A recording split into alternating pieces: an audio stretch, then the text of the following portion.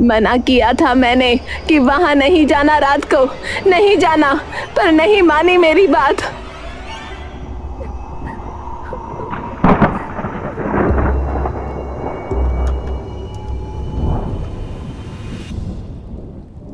वंश अपनी बहन वाणी की तरफ देखता है। वाणी बिस्तर के सिरहाने से सिर टिकाए एकदम चुपचाप बिखरी हुई सी बैठी होती है। वंश आकर वाणी के बगल में बैठ जाता है और उसके कंधे पर हाथ रखकर सामने फोटो की तरफ देखने लगता है। पहले माँ और अब हमारा बाप भी हमसे छीन लिया। मैं तुझसे पूछता हूँ वाणी, तू क्या चाहती है कि हम अब क्या करें? देख, तू अगर कहेगी तो हम अभी ये गांव छोड़ के जा सकते हैं। मैं पहले ही अपने माँ बाप को खो चुका हूँ, अब तुझे नहीं खो सकता मैं। भैया, बात अब बस मेरी आपकी नहीं है। हम तो चले जाएंगे, पर ये सवाल मुझे कभी नहीं छोड़ेंगे। है तो तू बहन मेरी, तो ढूंढे फिर जवाब। हाँ। डमरू की आवाज सुनी थी, हमें सिर्फ इतना पता है, पर पूरी बात गांव में किसी को नहीं पता। क्यों नहीं पता? पता है ना? पता है, पर किसे? गांव के लोग जो इतने डरे बैठे हैं, उन्हें तो पता ही होगा ना कि पूरा माजरा क्या है। बात तो ठीक है।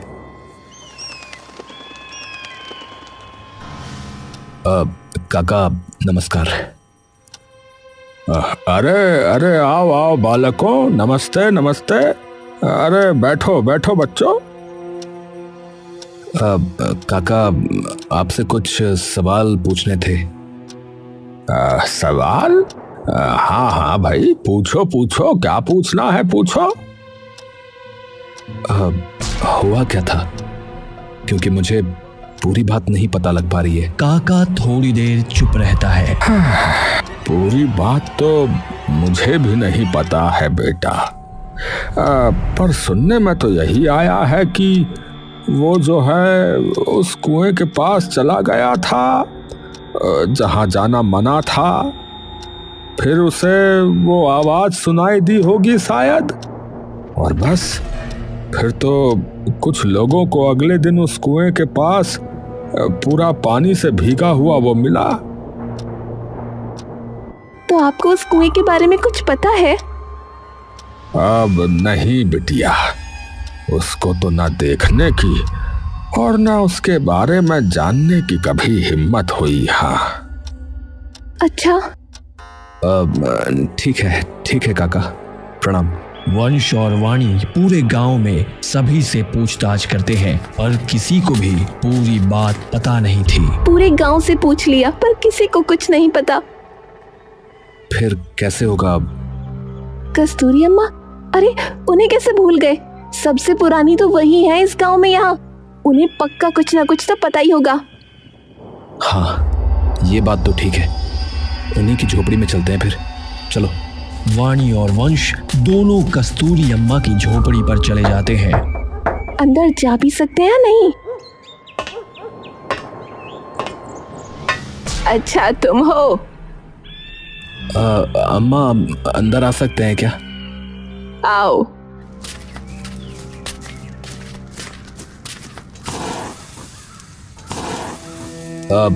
अम्मा आपसे कुछ सवाल पूछने थे। क्या पूछना है? कि तुम्हारा बाप कैसे मरा? हाँ माँ। क्यों जानना चाहते हो? क्योंकि बाप था हमारा, इसलिए इतना तो हक हमारा भी बनता है। बता तो दी थी, उसे डमरू की आवाज सुनाई दे गई होगी। पहला सवाल तो यही है कि आपको कैसे पता कि उन्होंने उस डमरू की आवाज सुनी होगी? क्योंकि कुएं के पास पड़ा मिला था वो तो कोई मार के फेंक भी सकता है ना? क्यों, तुम्हारे बाप से किसी की दुश्मनी थी क्या? नहीं। फिर और अगर किसी ने मारा होता तो पुलिस को ना पता लगता क्या? तो फिर हुआ क्या है? वो कुएं के पास गया था रात को। इस बात का मतलब क्या है? हमें ये तो बताओ ना, क्या है ऐसा उस कुएं में कि लोग उसके आसपास भी जाने से डरते हैं? बस समझ लो कि कुछ ऐसा है कि उसके आसपास जिनका भी घर था वो सब अपना अपना घर छोड़कर भाग गए वहां से। वही तो हमें पूछना है कि क्यों, ऐसा क्या है उस कुएं में? राक्षस। राक्षस? हाँ, वो कुआं देखा है तुमने कभी? उस कुएं की जमीन तुम्हें कभी ना दिखेगी, दिखेगी तो सिर्फ अंधेरा। क्यों? क्योंकि सच में वो कुआं कहीं खत्म नहीं होता, वो कुआं सीधा पाताल लोक में जाता है। कुछ भी बोलती हो अम्मा, ये कैसे हो सकता है?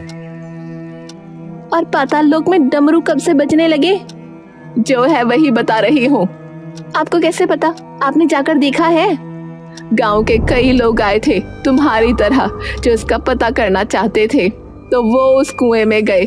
थोड़ी देर तक तो उनकी आवाज आई, थोड़ी देर बाद एकदम बंद हो गई। तो अगर तुम सोच रहे हो ना कि बाप की मौत का राज पता लगाओगे तो भूल जाओ, वरना तुम्हारा भी वही हाल होगा। वैसे आपको इसके अलावा कुछ पता है क्या? अभी भी चेतावनी दे रही हूँ कि वहां जाने का सोचना मत। वो कुआं पहले ही कई लोगों की जान ले चुका है। अरे वानी, चल यहाँ से, इन्हें भी कुछ नहीं पता है। दोनों वापस घर चले जाते हैं।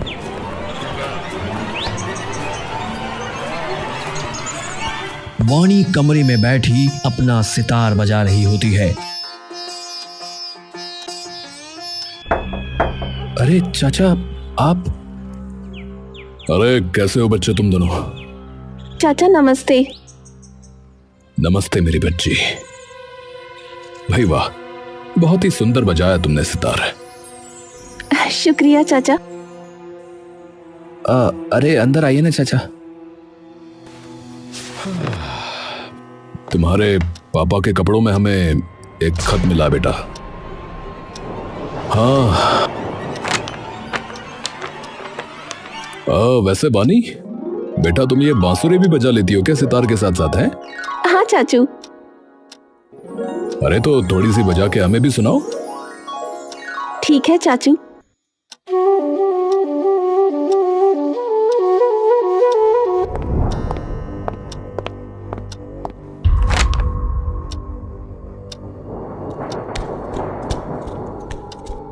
दीवार?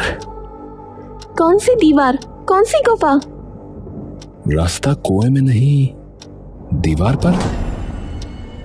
यानी कुएं के अंदर नहीं है जवाब, कुएं पर है।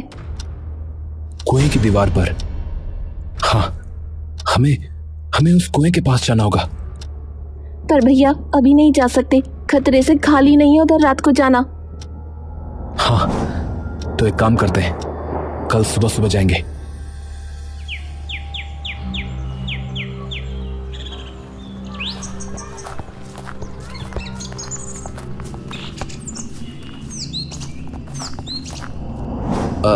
देखो, ज्यादा पास नहीं जाना वाणी, कुछ भी हो सकता है। भैया यहाँ देखो, ये कैसे निशान है? एक काम करते हैं, इसे लिख लेते हैं, शायद आगे काम आ जाए। पर है क्या ये दीवार पर रास्ता है जो पापा ने लिखा था। हाँ, डमरू एक बार बजा तो सीधा, और 3 बार बजा तो दाएं, और 4 बार बजा तो बाएं। पर हमें कैसे पता लगेगा कि मुड़ना कहाँ है? शायद मोड़ अपने आप ही हमें दिख जाए। कुछ जोखिम तो हमें भी उठाना पड़ेगा ना भैया। वंश फटाफट से कलम कागज लेकर और डमरू की ताल सुन सुनकर पूरा रास्ता लिख लेता है।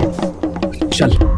वंश और वाणी रास्ता देख देख कर आगे निकल जाते हैं और जंगल में जा घुसते हैं।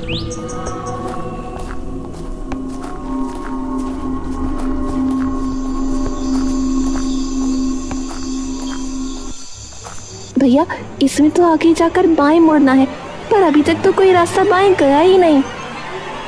हाँ, लो जी, नहीं, फिलहाल तो आगे जाकर ही रास्ता मिल पाएगा। दोनों सीधे सीधे चलते रहते हैं और तभी उन्हें बाईं ओर जाता एक रास्ता दिखता है। मिल गया। वंश वाणी का हाथ पकड़कर बाईं ओर मुड़ जाता है। दोनों धीरे धीरे रास्ता पार कर उस छुपी हुई गुफा के सामने पहुंच जाते हैं। गुफा के आसपास काई जमा होती है और उस पर कई सारे जाले लगे होते हैं, लेकिन जालों के बीच में एक जगह बनी हुई होती है, जैसे कोई उन्हें हटाकर गुफा के अंदर गया हो। पापा जरूर अंदर गए होंगे, तभी यहाँ जगह बनी हुई है। पर पापा हमें छोड़कर क्यों चले गए? ऐसा क्या था? अरे पापा पुलिस में थे यार। उन्होंने न कभी कुछ गलत होते हुए सहा, न उनसे कभी कुछ गलत होते हुए देखा गया।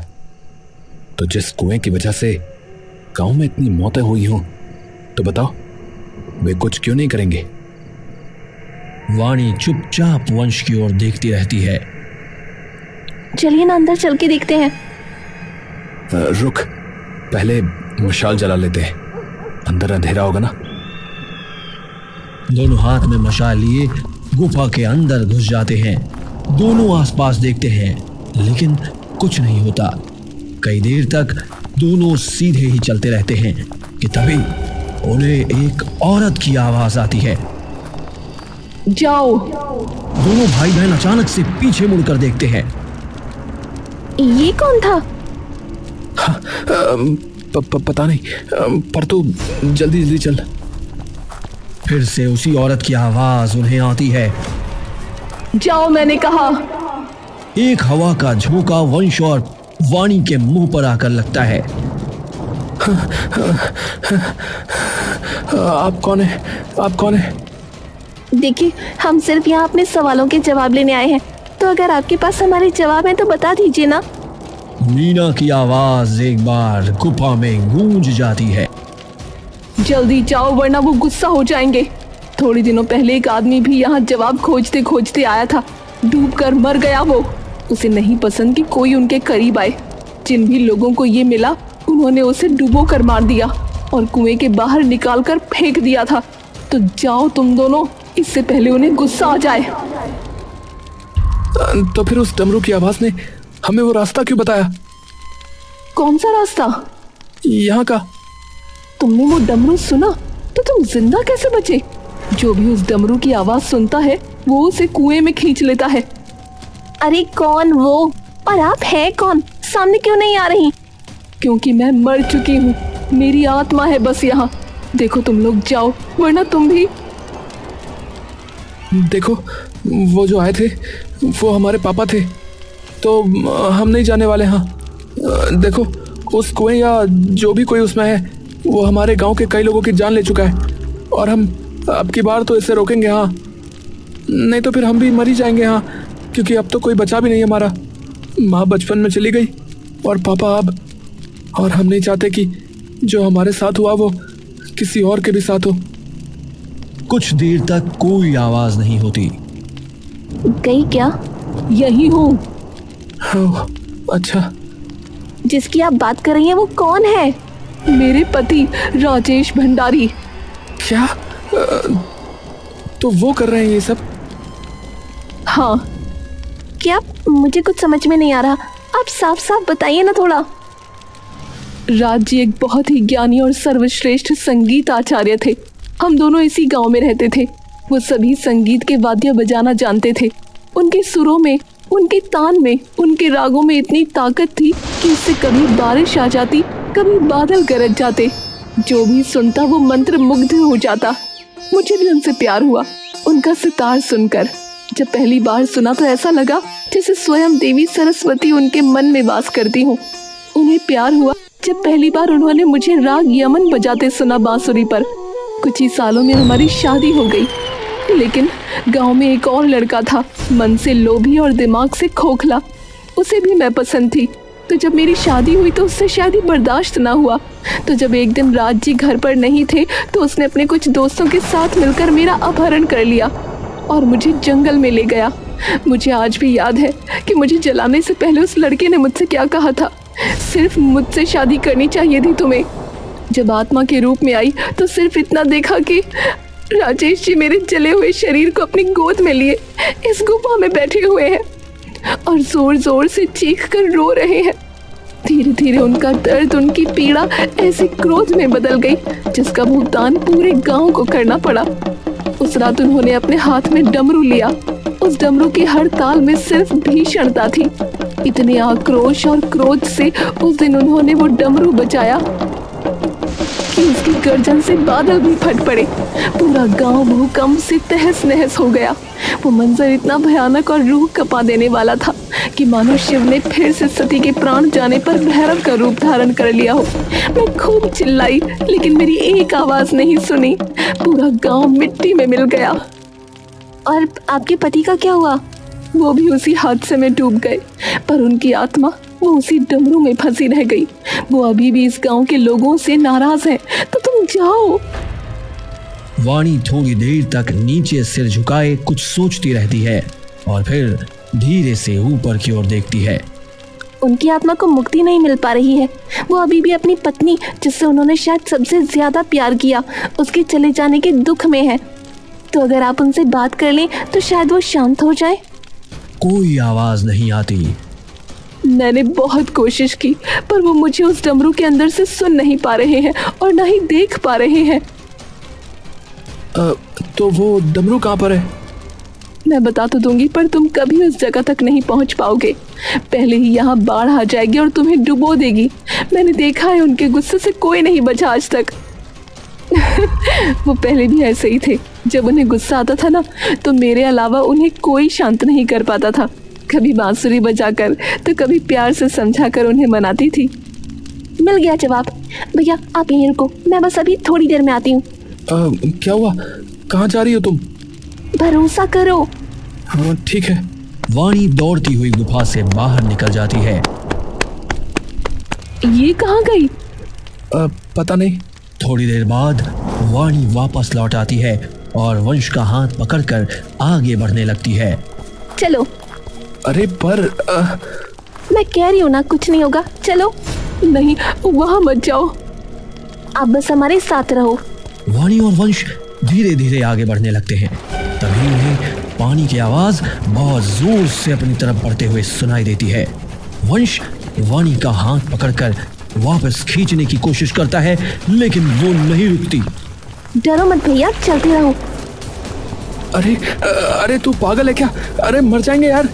तभी पानी की बड़ी सी लहर उन्हें अपनी तरफ तेजी से आती हुई दिखती है। वाणी वंश का हाथ छोड़ देती है।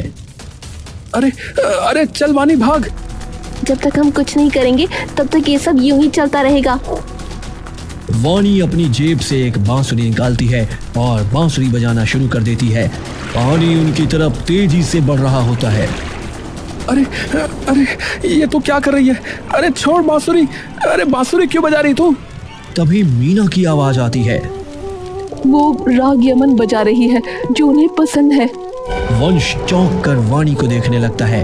पानी तेजी से उनके बहुत करीब आ रहा था। हे प्रभु रक्षा करना प्रभु। पानी तेजी से आते आते एकदम से उनके मुंह के सामने आकर रुक जाता है और वाणी बस आंखें बंद कर बांसुरी बजा रही होती है। पानी धीरे धीरे पीछे जाने लगता है। जैसे जैसे पानी पीछे जाता है, सभी लोग उसके साथ साथ आगे बढ़ने लगते हैं और आखिरकार वो गुफा के बिल्कुल अंदर पहुंच जाते हैं, जहां उन्हें एक मिट्टी में काई जमा हुआ डमरू दिखता है और उसी के बगल में 2 कंकाल दिखते हैं। ये दोनों? हाँ, हम ही हैं। तो अब क्या? पहले तो इन्हें बाहर लेकर जाना होगा। वंश की नजर तभी साइड की एक गहरी ढलान पर जाती है। ये ढलान कहाँ जा रही है? सीधा कुएं के अंदर। वाणी जाकर वो कंकाल उठाती है और वंश वो डमरू उठाने लगता है कि तभी पूरी गुफा में जोर का भूकंप आने लगता है और सारी गुफा टूटकर नीचे गिरने लगती है। नहीं, अब कहाँ जाएं? वंश भागकर वाणी का हाथ पकड़ लेता है। इस ढलान में चले जाओ। क्या? हाँ अभी, वरना यहीं दबकर मर जाओगे, सब बेकार हो जाएगा। वंश और वाणी दोनों उस ढलान में चले जाते हैं दोनों के कदम अपने आप ढलान की वजह से तेजी से आगे बढ़ने लगते हैं और तभी दोनों कुएं के अंदर पानी में जा गिरते हैं। तभी वंश कुएं की रस्सी की ओर बढ़ता है और वाणी को अपने कंधे पर टांग कर रस्सी पकड़कर ऊपर चढ़ने लगता है।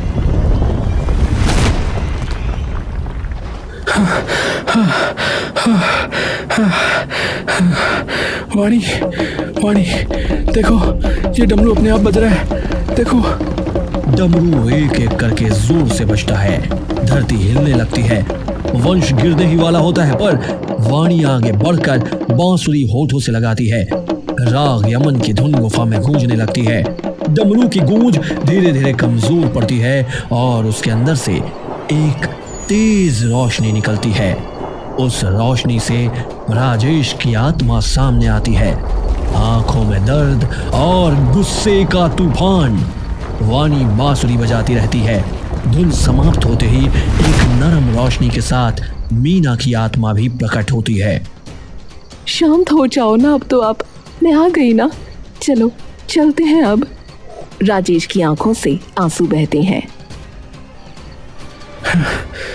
एक आखिरी सवाल, तूने मेरे बाप को और उन सबको क्यों मारा जो कुएं के पास गए? बोल।